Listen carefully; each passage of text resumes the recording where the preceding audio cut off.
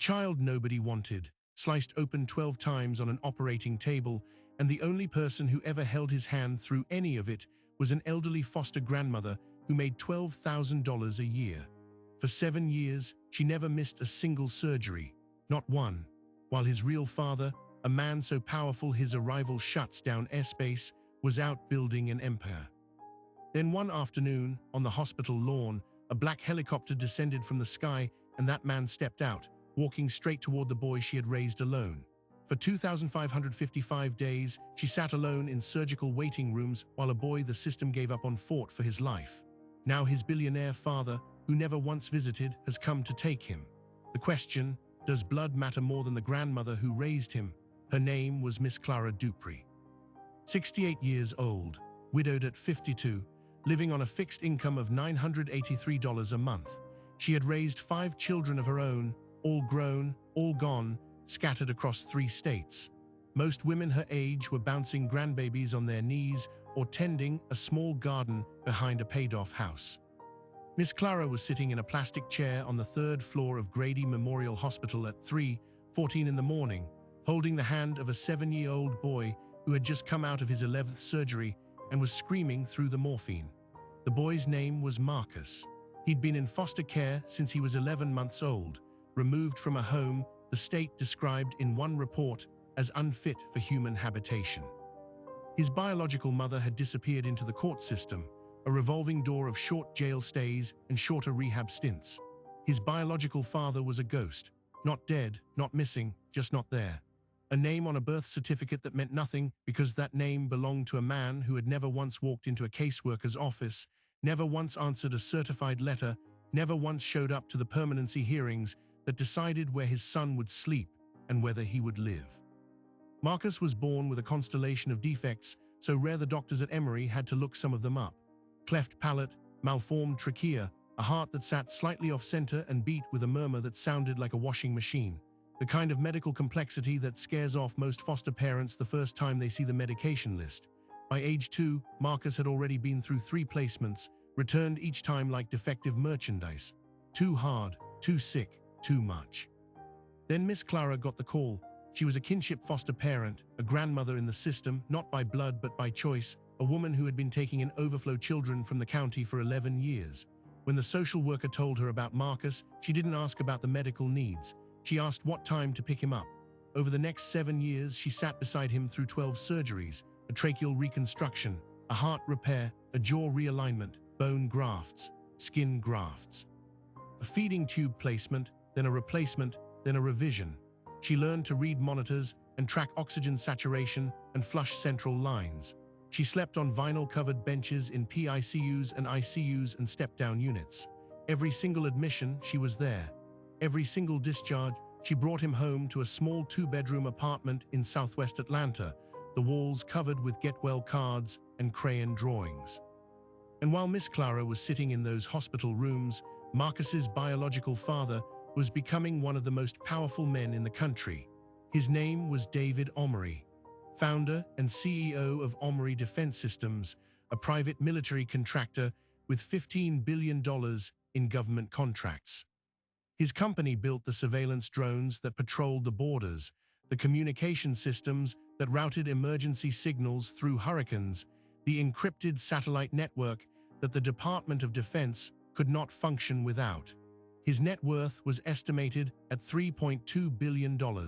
He owned homes in 6 countries. He had a security detail that traveled with him everywhere, a fleet of black SUVs, and a Sikorsky S-76 helicopter that he used the way other people use Uber.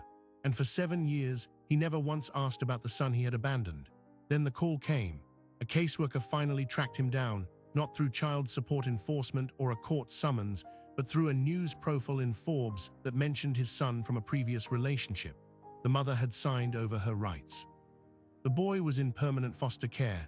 The state was preparing to terminate all parental claims so Miss Clara could adopt him legally. They needed his signature or they needed a judge to rule him unfit. They gave him 30 days. David Omri did not call the caseworker back. He did not send a lawyer. He did not sign the papers. He climbed into his helicopter and flew directly to the hospital where Marcus was recovering from surgery number 12. And when the rotors appeared over the lawn, Miss Clara was standing right there, holding Marcus's hand, watching a man in a dark suit step onto the grass and walk toward them, his face unreadable, his eyes locked on the boy she had never once left. The helicopter rotors hadn't even stopped spinning when Miss Clara felt Marcus's fingers tighten around hers, not from fear, from recognition. The boy had never met this man, not once in 7 years, but something in his face, in the shape of his jaw, in the way he walked with his shoulders back and his chin high, something in his blood recognized what was coming toward him. David Omery stopped 5 feet from them. The security men flanked him like bookends. The hospital lawn, usually quiet at this hour, was now choked with noise and wind. A few nurses had come to the windows. A security guard stepped out, then stepped back when he saw the man's face. Everyone in Atlanta knew who David Omery was. Marcus. David spoke the boy's name like a password, like saying it out loud unlocked something he'd been carrying for years. Marcus didn't answer. He looked at Miss Clara, then back at the stranger. A 10-year-old knows when a moment is bigger than he is. He just doesn't always know what to do with it. Miss Clara pulled the boy a little closer. She was 68 years old. Her back hurt from the plastic waiting room chairs she'd been sleeping in for 3 weeks. Her bank account had $62 in it until the first of the month. She had no lawyer, no PR team, no security detail. What she had was 7 years of medical files, a binder full of IEP meetings and surgical discharge summaries, and a knowledge of this child's body so complete she could tell when his oxygen was dropping before the monitors did. "Mr. Omery," she said, her voice steady, "I don't know why you're here, but Marcus just came out of surgery yesterday. He's not supposed to be standing outside, and he doesn't know who you are." David didn't flinch. Then it's time he learned. He crouched down to Marcus's eye level. For a moment, the billionaire disappeared, and there was just a man looking at a boy who shared his face. "My name is David. I'm your father. I know you've never met me. I know that must feel like I abandoned you. But I'm here now, and I'm not leaving without you." The words landed on the grass between them. Miss Clara's stomach dropped. She knew the law. She'd been in the system long enough to understand what happened when a biological parent with resources showed up and contested a termination. It didn't matter that she'd been the one to hold Marcus through every surgery, every fever spike, every nightmare about the mother who never came back. In the eyes of the state, blood still mattered. And if blood came with $3 billion, it was practically a done deal. But here's what Miss Clara didn't know yet. David Omery wasn't here because he wanted to be. He was here because his company was about to go public with a massive humanitarian initiative, a global pledge to protect vulnerable populations, and his PR team had found something that could destroy it. A forgotten child, a son he'd never claimed. A scandal that could cost him his reputation, his investors, and everything he'd built. He had 30 days to clean up the mess or watch his empire implode, and he wasn't the only one who knew it. When David Omery arrived on that lawn, he was carrying a secret that would put everything Miss Clara had fought for in jeopardy, and it had nothing to do with love. It had everything to do with a leaked memo, a whistleblower inside his own company, and a ticking clock that no amount of money could stop. The real fight for Marcus hadn't even begun yet, and by the time it was over, both of them would have to decide what they were willing to destroy to save him. David Omery didn't come to that hospital lawn alone. He came with a deadline, and the clock had already started ticking 5 days earlier in a boardroom 3,000 miles away when his chief communications officer slid a tablet across the polished table and said 4 words that made his blood run cold. "We have a problem."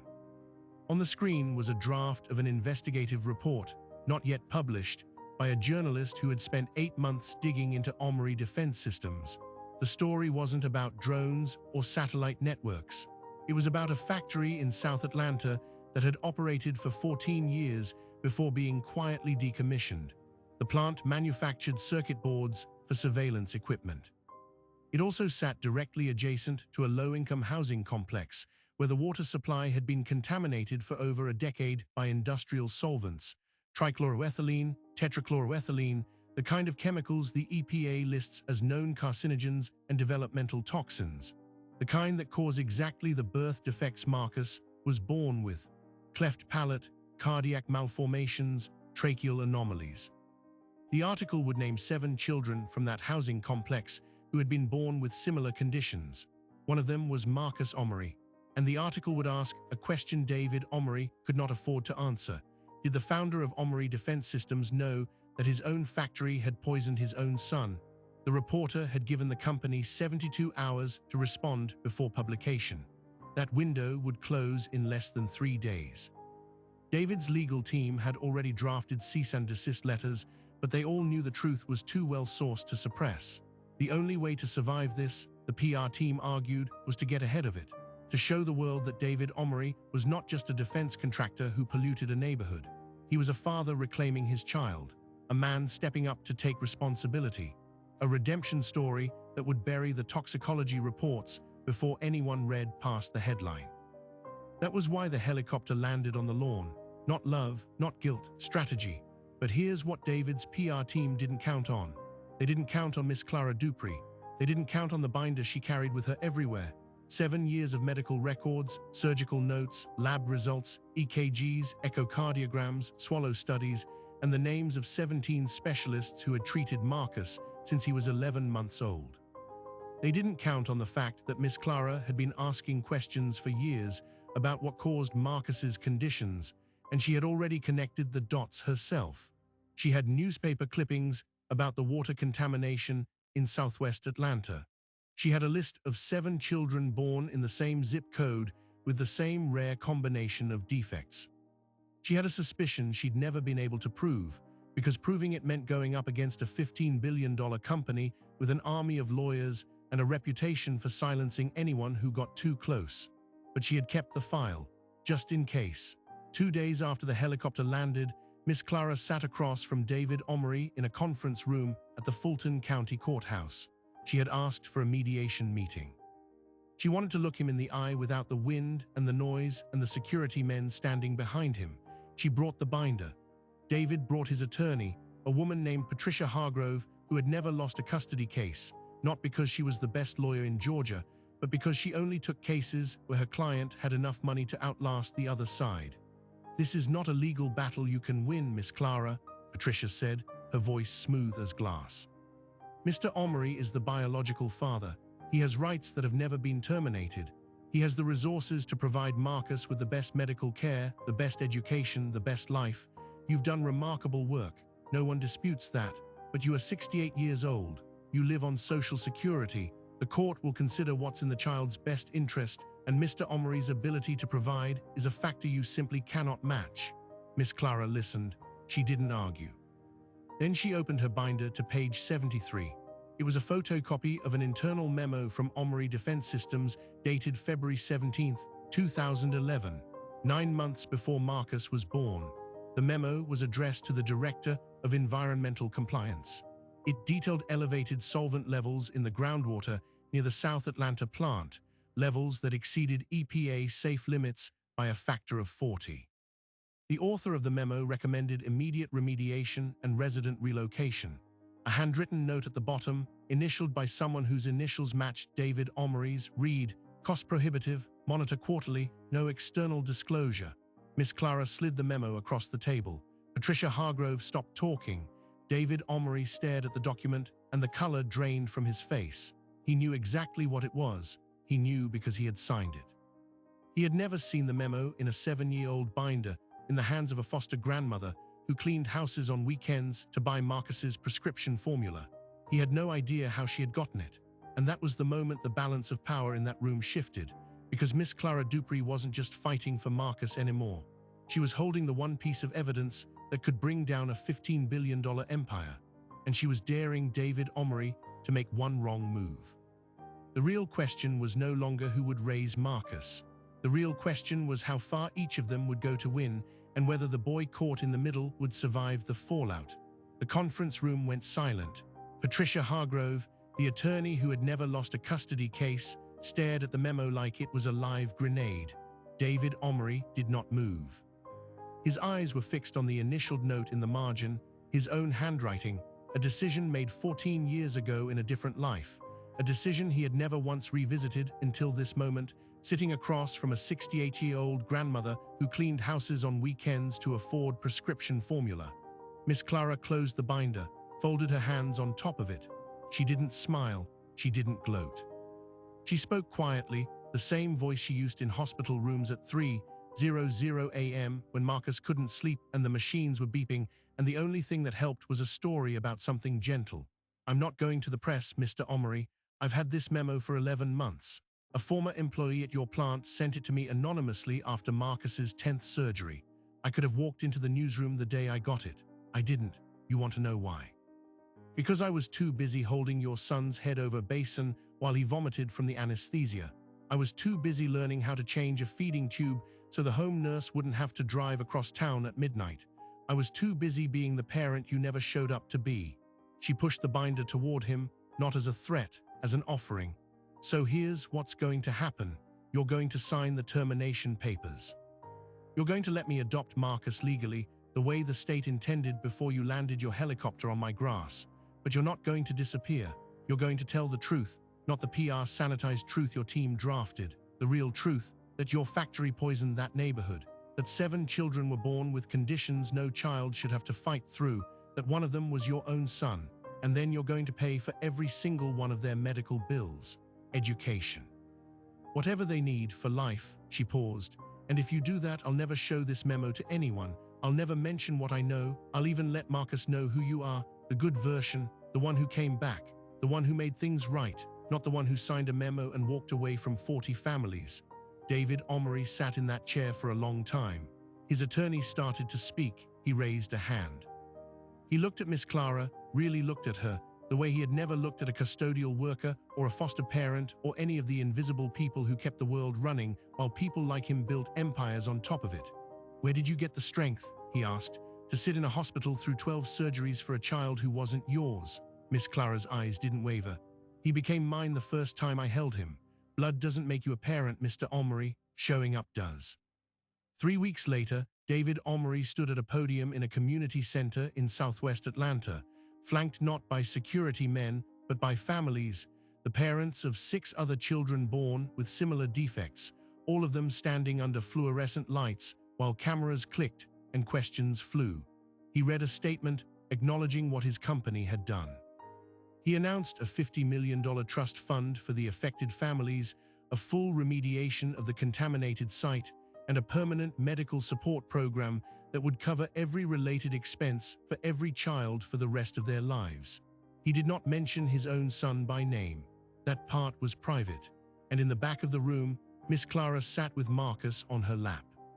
The boy was 10 now, still small for his age, still carrying the scars of a dozen surgeries across his chest and throat, but his oxygen was steady and his eyes were bright, and he was watching his father do something he'd never seen a father do before: show up. The adoption was finalized on a Thursday morning in December, the same courtroom where Miss Clara had once sat waiting for a biological mother who never appeared. The same judge who had signed a dozen emergency orders over the years each time Marcus crashed and needed a procedure the state had to approve. This time the order was permanent. Clara Dupree, legal mother, no hyphenation, no joint custody, no asterisks. David Omori signed the termination voluntarily without a fight. Afterward, in the hallway, he handed Miss Clara a sealed envelope. Inside was a deed to a house 3 blocks from the hospital, fully paid, in her name. "Not a gift for her," he said, "a gift for Marcus, so he'd have a yard to play in when he got stronger." She accepted it, not because she needed it, but because she understood that some apologies can only be made in brick and grass and a place to call home. And here's the detail that almost nobody knows.